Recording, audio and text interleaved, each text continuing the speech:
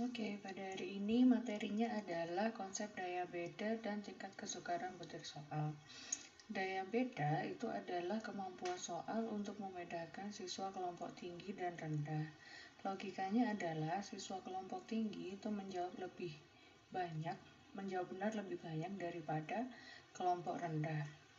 Jadi, soal yang baik adalah soal yang bisa membedakan antara kelompok tinggi dan rendah.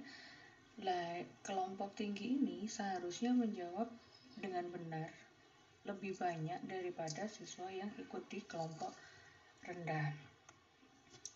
Jadi ini penting adalah soal tes yang baik adalah soal yang bisa membuat siswa kelompok tinggi menjawab soal dengan benar lebih banyak daripada kelompok rendah. Apa yang terjadi jika sebaliknya?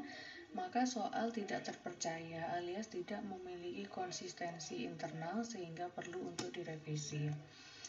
Nah, indeks dari daya beda itu sendiri itu ID ya, ID itu singkatan dari Index Differentiation, bahasa Indonesianya daya beda, berkisar antara minus 1,00 hingga 1,00. Artinya, soal yang baik adalah yang indeksnya 0,25 sampai 1,00. Artinya, kenapa dikatakan baik? Karena soal tersebut secara jelas membedakan siswa kelompok tinggi dengan siswa kelompok rendah. Sementara itu, indeks minus 1,00 sampai 0,24 itu berarti soalnya tidak baik karena tidak bisa membedakan siswa kelompok tinggi dan rendah.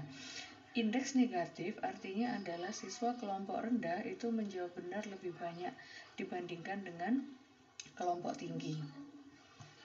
Nah, bagaimana caranya mengukur indeks daya beda pada setiap jenis tes? Untuk butir tes objektif, caranya adalah dengan menganalisis skor jawaban siswa, kemudian mengurutkan skor siswa dari yang paling tinggi hingga yang paling rendah, baru kemudian menghitung daya beda dengan rumus ID sama dengan FH dikurangi FL dibagi N.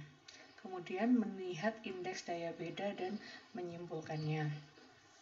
ID tadi sudah ya, item discrimination atau daya beda, maaf tadi saya salah.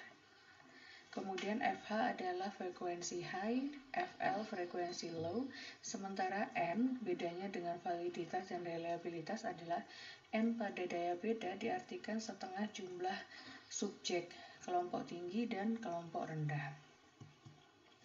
Nah, selanjutnya, bagaimana caranya mengukur indeks daya beda untuk tes subjektif? Intinya sama, menganalisis skor jawaban siswa untuk tes subjektif saja, kemudian mengurutkan skor siswa dari yang terbesar hingga yang terkecil, kemudian rumusnya yang berbeda. Jadi rumusnya adalah ID sama dengan SH dikurangi SL dibagi N dikalikan skor maksimal dikurangi skor minimal.